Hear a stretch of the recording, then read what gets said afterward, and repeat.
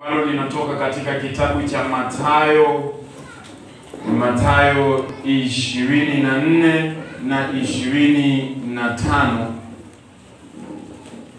Mathayo 24 mstari wa 44 na kisha 25 moja hadi 13. Nitasoma Mathayo 24 mstari wa 44. Therefore, be ye also ready, for in such an hour as ye think not, the Son of Man cometh.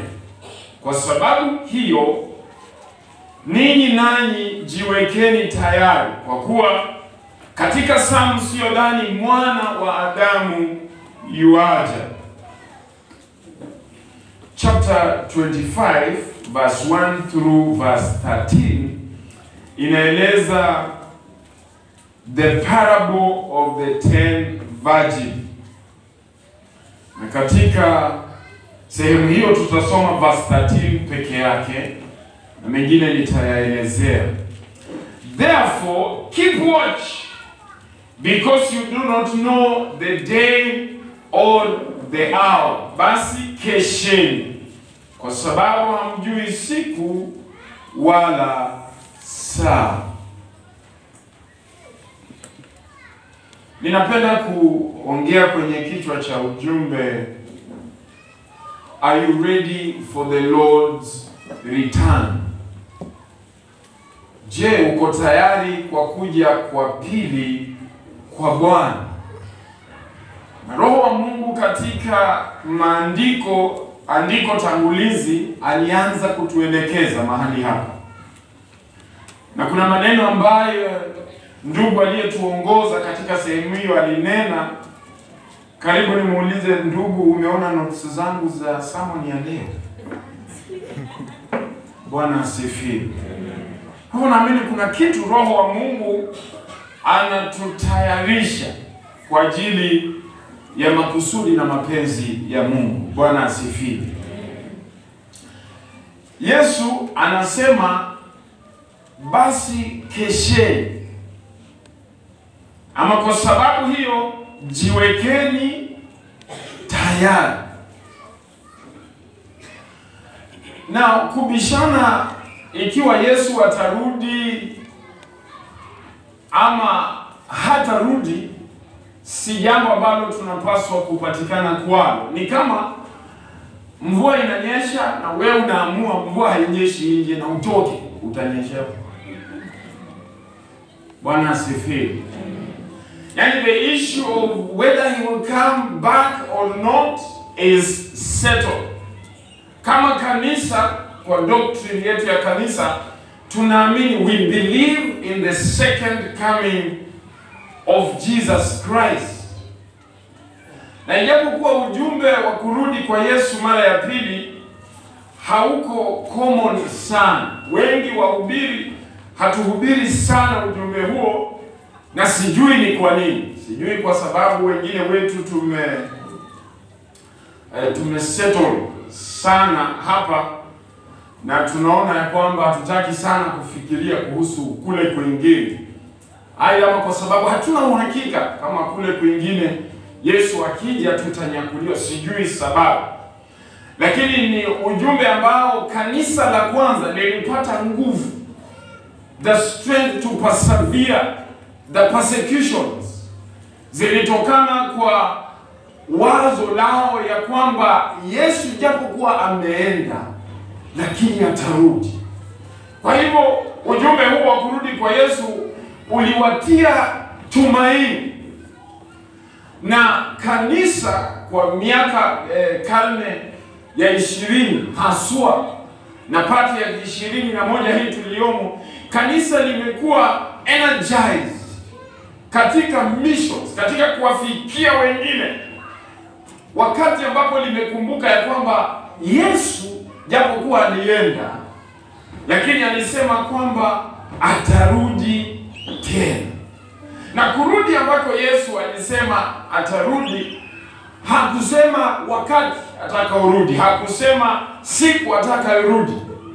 Na kwa hivyo hiyo inawapea watu changamoto kusema kwamba lazima tuwafikie wengine na habari njema, kwa sababu ni dhahiri ya kwamba Yesu alisema atarudi. Now, if Jesus said he will come back, it is serious. He meant what he said.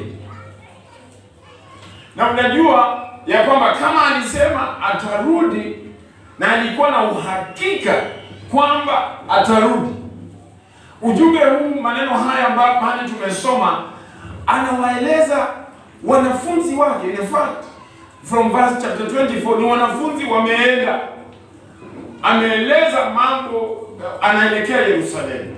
Na anaeleza mambo ya Yerusalemu, jinsi yatakayotokea kwa Yerusalemu, na wanamuuliza itakuwa lini na itakuwa vipi. Ndipo anaanza kueleza mambo haya ya ufalme. Nataka unoti ya kwamba mambo haya Yesu hakuambia makutano. Mambo haya Yesu hakuambia viongozi wa Wayahudi wa masinagogi waliokuwa hawaamini. Mambo haya Yesu hakuambia watu kiujumla, lakini anawaeleza wanafunzi wake. Anawaeleza watu ambao wanamwamini yeye. Anawaeleza watu kuwatia moyo ya kwamba japokuwa mnaona nitaondoka, lakini nitarudi tena. Na anapoeleza mambo haya, mahali pale ambapo tumesoma, ukisoma kuanzia verse 38 ya hiyo chapter 44, anapeana mifano. Anasema mambo haya yatafanyika kama wakati wa Nuhu, ambapo watu waliendelea na mambo yao ya kawaida. Anasema watu walioa na kuoana. Jana mmoja, siku nyingine, akianza kupanga harusi, akasema, pastor, wakati ule unapanga harusi ni wakati hautaki kusikia mambo ya kwamba Yesu atakuja karibuni hivi. Unasema angoje kwanza nioe ndio akuje.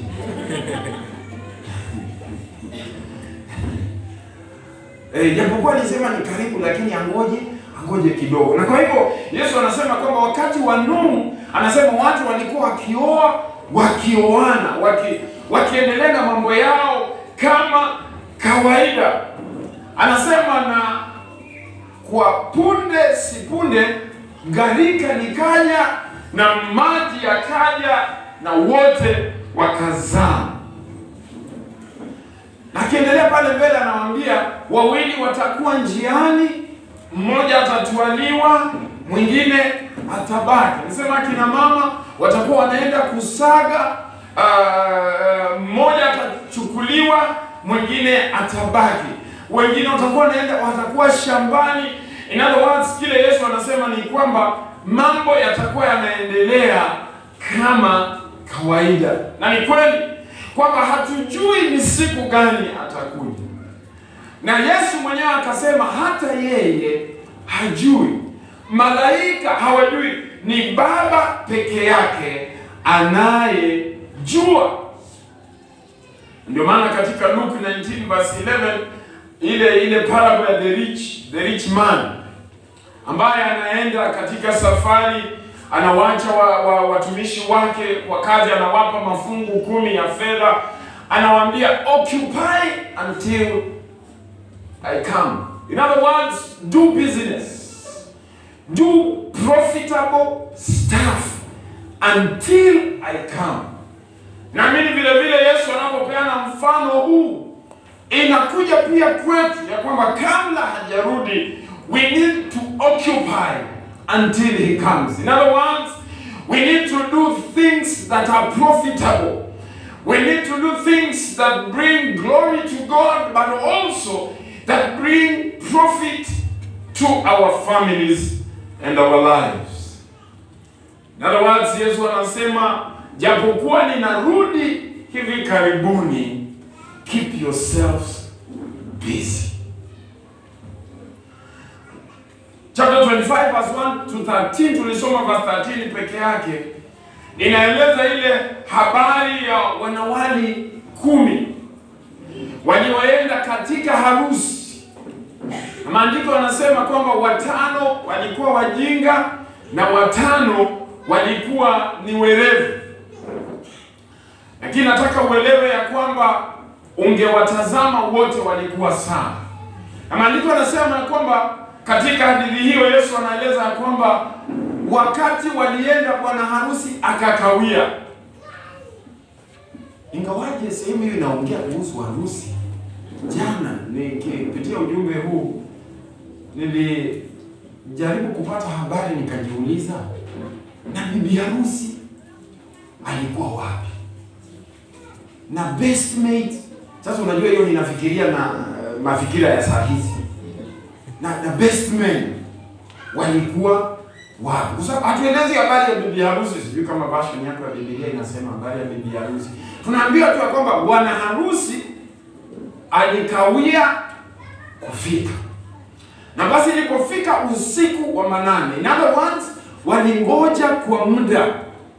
Ilipofika usiku wa manane, basi kelele wakasikia, na waliposikia kelele wakaamka, na 5 waliokuwa werevu wakachukua mafuta, wakaweka kwenye taa zao, wakaziasha taa zao. Na labda unafikiria ilikuwa kama ile nishikie nitandike. Unajua ile taa inaitwa nishikie nitandike kwa sababu ukiweka chini ukitandika inaweza zima hiyo taa. So ndio maana inaitwa nishikie nitandike. Wengine tumezaliwa huku mjini hatujui hiyo taa inaitwa nishikie nitandike. Lakini jinsi majority mmecheka mnaijua. So sijui kama walikuwa kama hiyo nishikie nitandike. Lakini tunaambiwa tu ya kwamba 5 walikuwa na mafuta, wakaweka kwa taa zao, wakamkaribisha bwana harusi.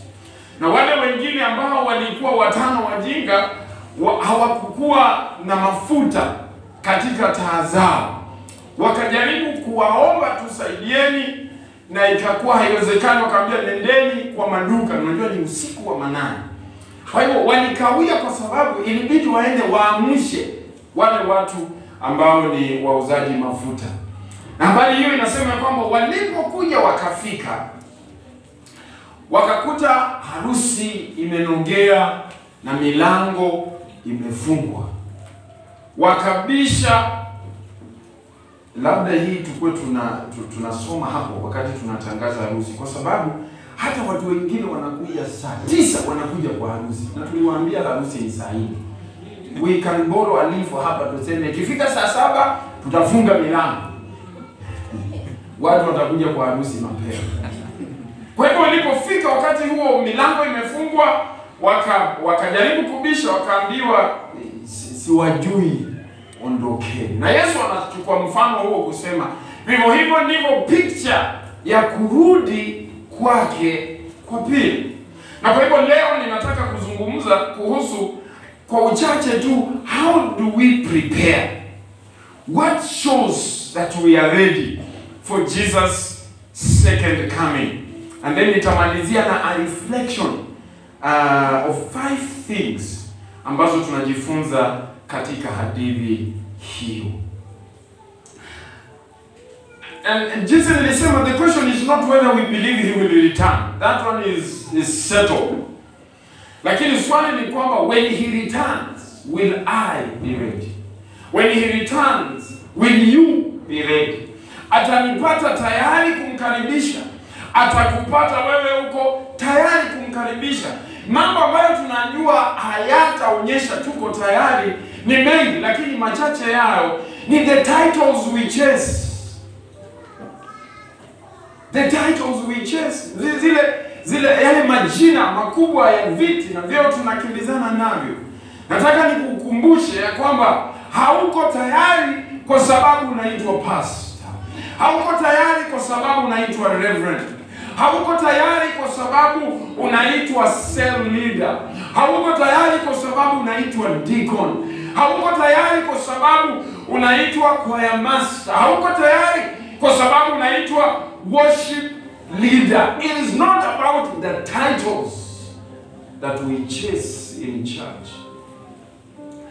It saddens me, inanipea huzuni sana ninaposikia kwamba mtu aliuawa kwa sababu walikuwa wakigombania cheo ama kiti katika kanisa. Mpendwa, si kwa sababu ya cheo ulichonacho kanisani ndio kinaonyesha ya kwamba wewe uko tayari.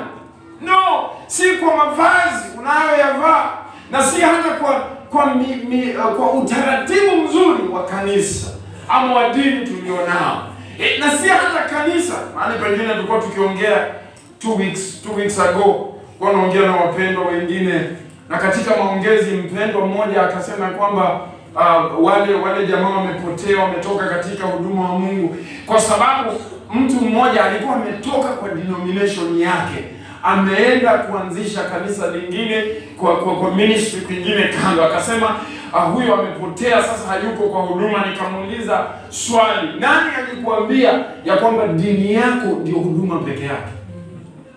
Dini yako pekee sio ndio huduma. Unaweza kaa katika hiyo dini na unafanya mapenzi ya wanadamu. Unaweza kaa katika hiyo dini na unafanya mapenzi yako pekee. Kwa hivyo it is not the title of your denomination that shows you are ready. Unaweza kuwa kwa dini, kuna dini zingine zina title yake, it's a whole paragraph. Kuna mmoja aliniambia jina la kanisa lake ilikuwa karibu 2 sentences na ni jina la kanisa. Mpendwa, it is not the length of the name of your denomination. It is not about how good your denomination is. That is not an indicator ya kwamba uko tayari. Kuna mambo ambayo unapaswa kuyafanya kukuweka tayari. Jambo la kwanza, watch and pray.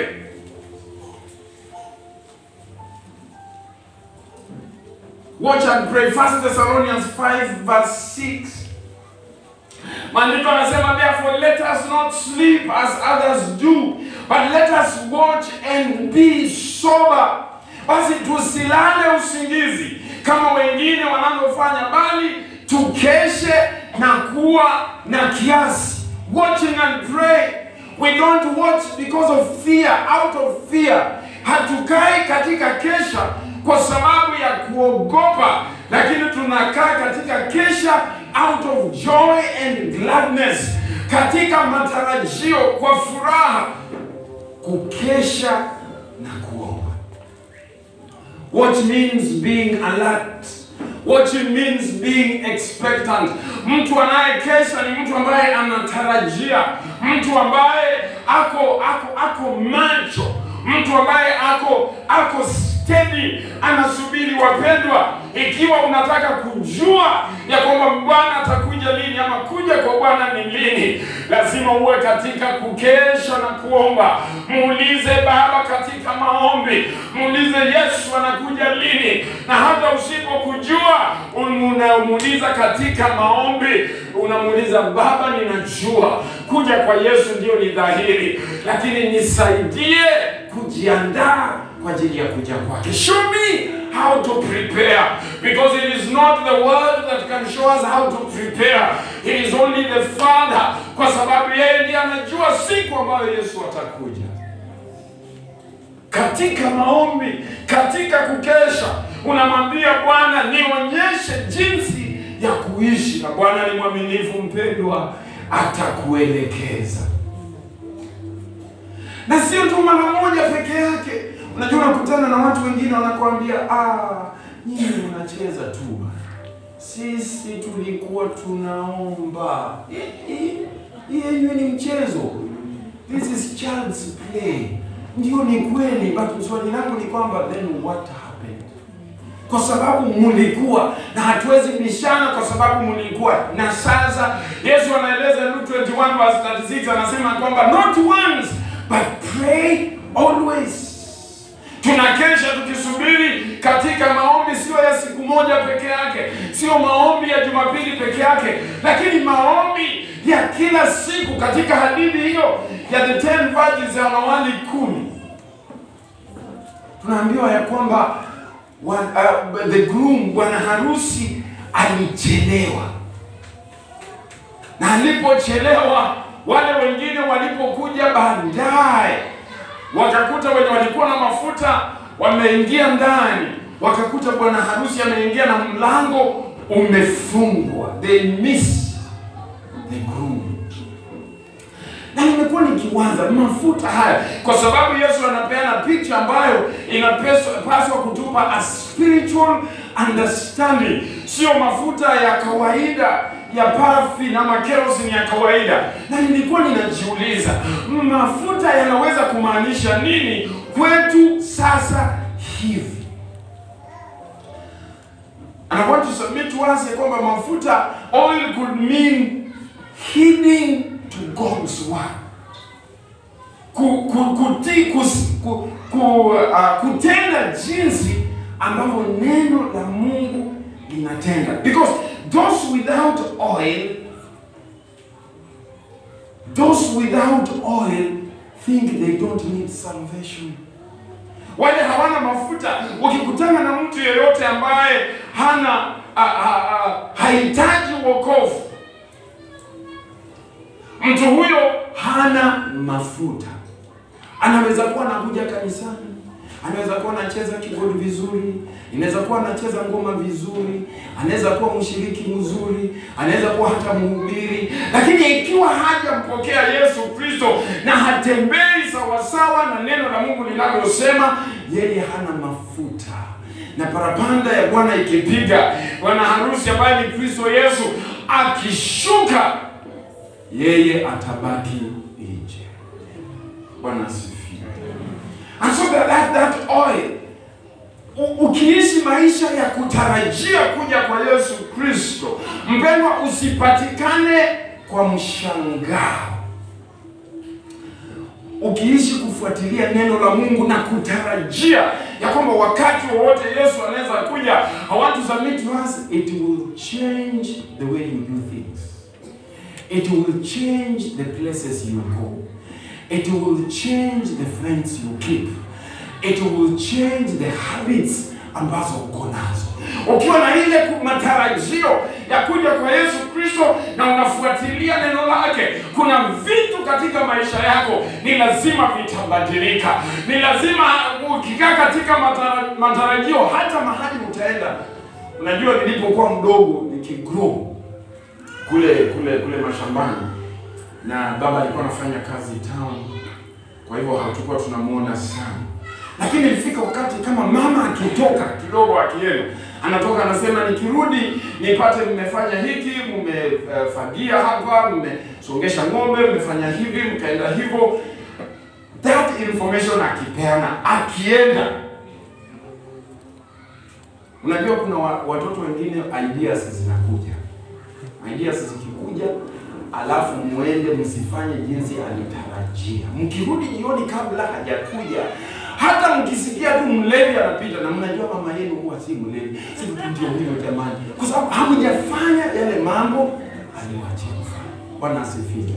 Lakini ukijua kwamba mama atarudi wakati wowote, unahakikisha kwamba hautaenda kwa ile mchezo unapenda, na kuna michezo nyingi tulikuwa tunapenda kufanya. Lakini ukijua kuna kazi amenipa, akirudi anipate nikifanya kazi hizo, nikiwa tayari kumpokea, kuna mahali hauwezi enda. Hata marafiki wakikuja wakikwambia, twende bana kwa ule mchezo, bila unaambia hapana, mama aliniambia nisitoke kwa boma. Na wengine wetu tuna behave beyond wale watoto wadogo. Yesu amesema fuata hivi kwa neno lake.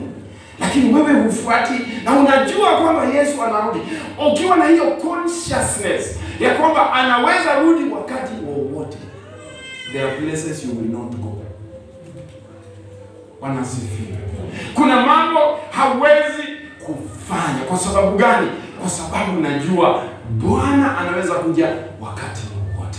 And that consciousness inakuja tu ikiwa unakaa katika kukesha na kuomba.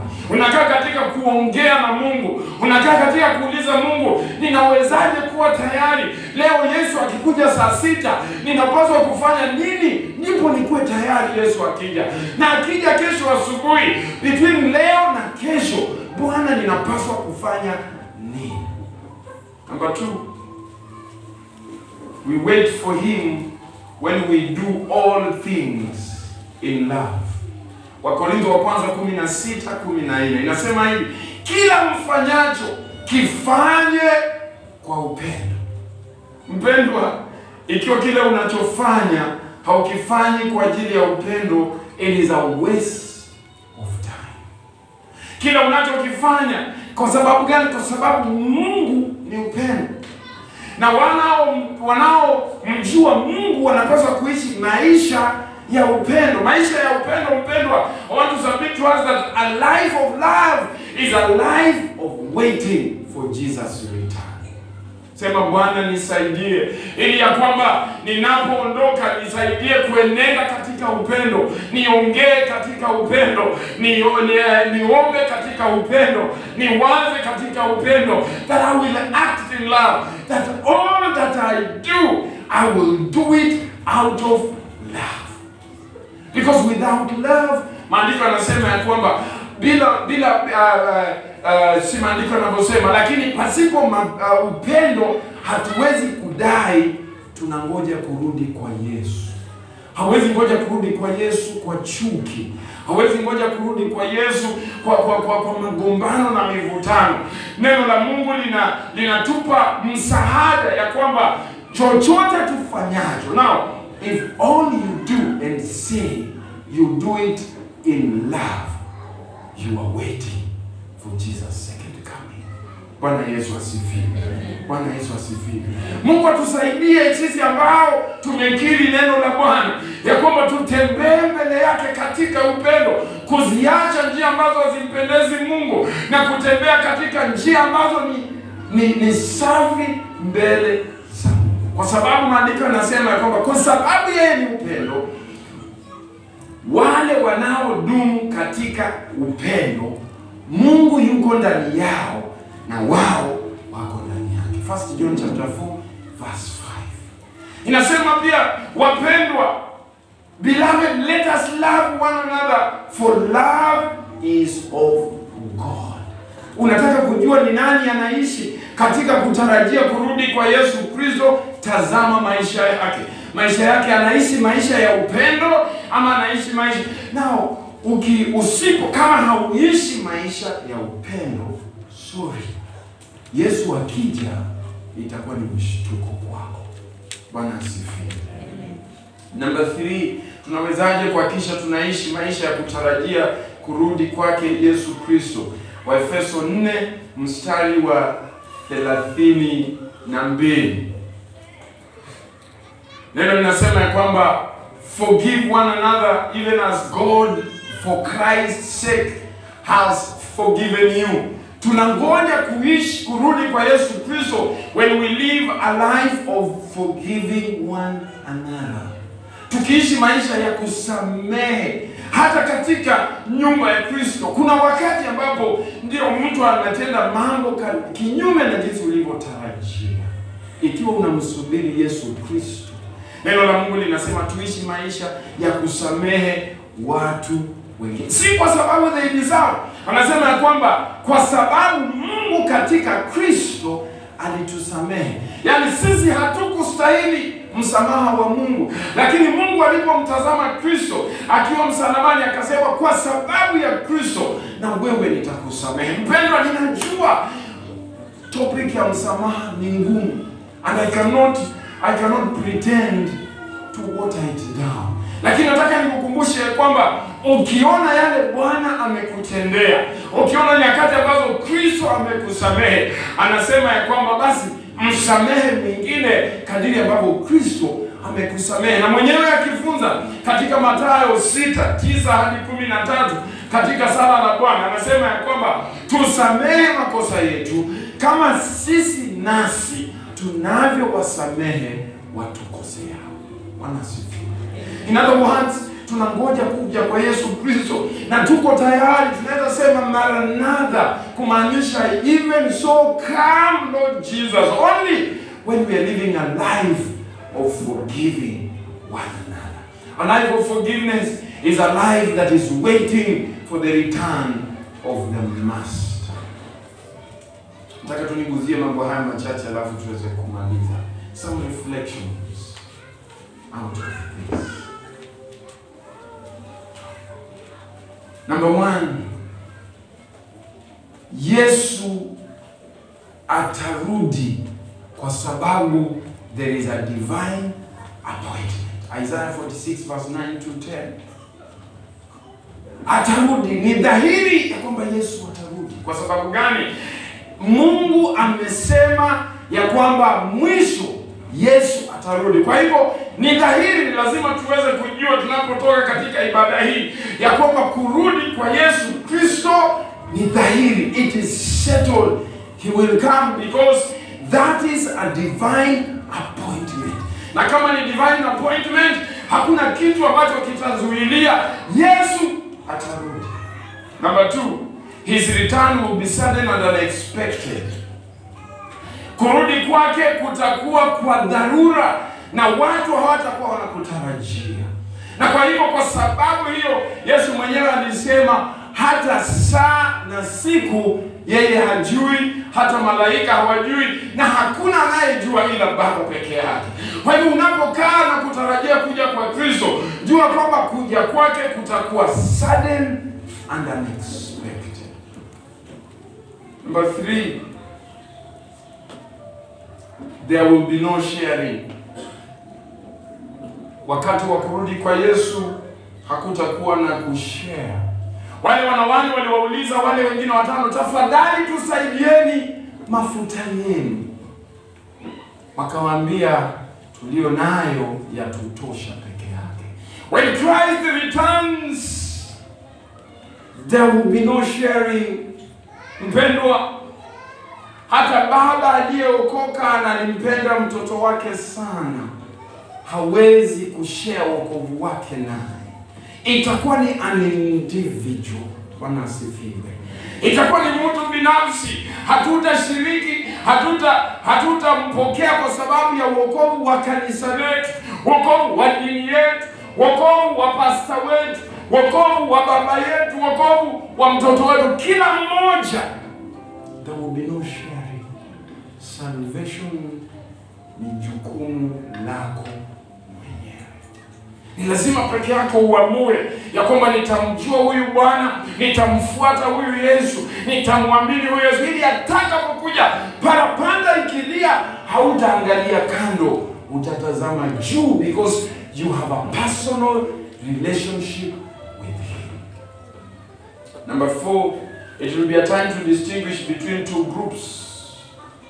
Those in and those out. Wakati bwana harusi alipokuja, ilikuwa ni wakati wa distinguishing. Ilikuwa ni wakati wa kueleza, kuonyesha waziwazi wale walio ndani na wale walio nje. Ilikuwa dhahiri ya kwamba walio ndani walikuwa tayari, walio ndani walikuwa na mafuta, walio ndani, na ukisoma vizuri unakuta ya kwamba wakati huo walilala kabla hata hawajawasha taa zao. Taa ziliashwa walipoamka. Kwa hivyo wakati wa kuja kwa pili kwa Yesu Kristo itakuwa wakati wa kubagua na wakati wa kuonyesha nani yako ndani, nani yako nje. Mpendwa, sijui wewe utapatikana ndani pamoja na bwana harusi Yesu Kristo, ama utapatikana nje ukisema nilikuwa mwimbaji wa kwaya Gataka, nilikuwa mhubiri Gataka, nilikuwa shamasi, nilikuwa apostle, zile titles watu tunajilimbikizia, nilikuwa bishop, nilikuwa archbishop, nilikuwa the most or the right reverend. Whatever it is will not matter. It will be simple. You are either in or you are out. Swali langu ni kwamba wewe utapatikana wapi? Number 5, na mwisho. Those who will be in or out are not known until the master comes. Wenye watakuwa ndani na wenye watakuwa nje hawajulikani hadi wakati Yesu atakaposhuka. Chukua picha wale wanawali watano. Wote walikuwa ni mabikira, wote walialikwa, wote walikuja kwa saa, wote walikuja na taa, wote walifurahi kwamba kualikwa katika ile harusi. Now mark this. walilala.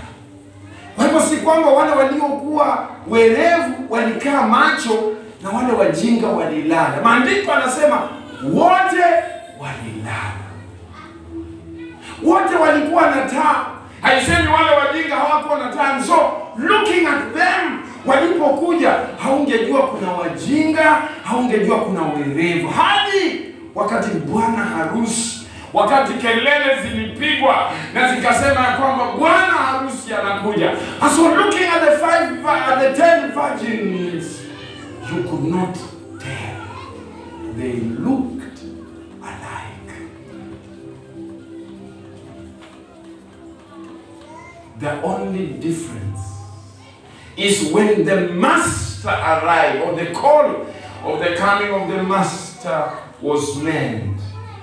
The only difference, kuna wale walikuwa na mafuta na wale hawakuwa na mafuta. Kwa hivyo si kwamba walikuwa na mafuta na haikutosha. Soma maandiko hayo vizuri. Nasikia mahali pengine watu wakisema mafuta yao iliishia njiani, so hawakuwa na mafuta. Wote wakalala. Waliokuwa na mafuta wakati walipoamka, then the difference ikaonekana. Inawezekana mpendwa, tuliimba pamoja katika kwaya. Tuliimba pamoja kwa worship and praise team. Tulikuwa kwa kikundi kimoja cha evangelism. Tulikuwa kwa cell group moja. Na tulifanana, tulikuwa sote sawa. Lakini ikiwa tarumbeta ya Bwana italia, that is when the difference itajulikana. Ni nani ana mafuta? Ni nani hana mafuta? Mpendwa, mchana wa leo nataka nikuulize. Hatuwezi kungoja with our human efforts. Hatuwezi kumngoja Kristo kwa nguvu zetu za kibinadamu. Maandiko yanasema kwamba sote tulikuwa tumekufa katika dhambi. Romans 3:20 and Titus 3:5. Inasema kwamba sote tulikuwa tumekufa katika dhambi na hatungejiokoa. Ni Kristo peke yake Kalvari ndiye anatupa mafuta ya kuweza kumngoja. Inawezekana mtu alikwambia tu tuende kanisani na ukaja, lakini mafuta hauna. Tarumbeta ya Bwana ikipiga, utapatikana ulikuwa mshiriki mzuri, ulifanya mambo ya kanisa vizuri, lakini kumbe haukuwa na mafuta. Nataka nikupe nafasi mchana wa leo, useme Bwana, nataka hayo mafuta.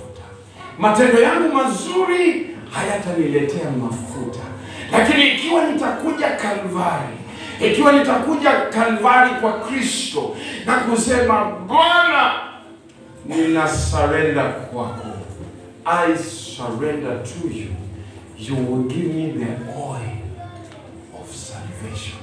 Utanipa mafuta ya wokovu. Na pamoja na hayo mafuta ya wokovu, nitangoja kwa kukesha na kuomba. Pamoja na hayo mafuta ya wokovu, nitangoja kwa kuishi maisha ya msamaha. Pamoja na hayo mafuta ya wokovu, nitangoja na kuishi maisha ya kufanya vitu vyote katika upendo. Na tarumbeta yako Bwana ikilia, nitakuwa na ujasiri wa kwenda mbele zako. Tuweze kusimama sote mbele zako. Nimesema ngoja mmoja tumngoje Bwana kwa sababu kurudi kwake ni dhahiri. Ngoja kwa Bwana kunatukumbusha sisi ni wapitaji. Kwa ujumbe wa leo unatukumbusha kwamba duniani sisi ni wapitaji. Mwimbaji mmoja Jim Reeves akaimba akasema, this world is not my home, I am just passing through. Jesus has gone to prepare a place. Yesu ameenda kuandaa mahali na atakuja kwa wale walio tayari. Je, wewe uko tayari kwa kuja kwa pili kwa Yesu Kristo? Nataka nikupe nafasi ya kuweza kujihoji katika moyo wako. Tuombe pamoja. Baba, katika jina la Yesu Kristo, Ibilisi amewadanganya wengi ulimwenguni kudhani kwamba kwa sababu ya dini wanayoifuatilia, kudhani kwamba kwa sababu ya vyeo na positions walizonazo kanisani, wao wako tayari kwa kuja kwa mwanao Yesu Kristo. Lakini mchana wa leo Jehova umetukumbusha ya kwamba si kwa mambo tunayoyafanya ndio yanatuweka tayari, lakini ni kwa sababu ya kuwa na yale mafuta ya wokovu. Mafuta haya hayapatikani kwa dini lolote lile. Mafuta haya hayapatikani kwa title yoyote ile. Yanapatikana Kalvari peke yake. Tusaidie asubuhi ya leo Jehova kuja Kalvari, kujichunguza katika maisha yetu, kikiwa tuko tayari ama hatuko tayari. Bwana tusaidie, maana kwa nguvu zetu za kibinadamu hatuwezi kujitayarisha, lakini kwa Roho wako Mtakatifu anaweza kututia ujasiri wa kukaa tayari kwa kuja kwako kwa pili. Tunakushukuru maana unatujali. Tusipatikane kama wale wanawani wajinga ambao walipatikana hawana mafuta. They were in the right place but they didn't have the right thing. Bwana, tusipatikane in the right place na hatuna the right thing. The right thing Bwana ni kupokea wokovu wa Kristo na kutembea kwa maagizo yake. Tunakupenda maana ulitupenda mwanzo. Katika jina la Yesu tumeomba na kuamini.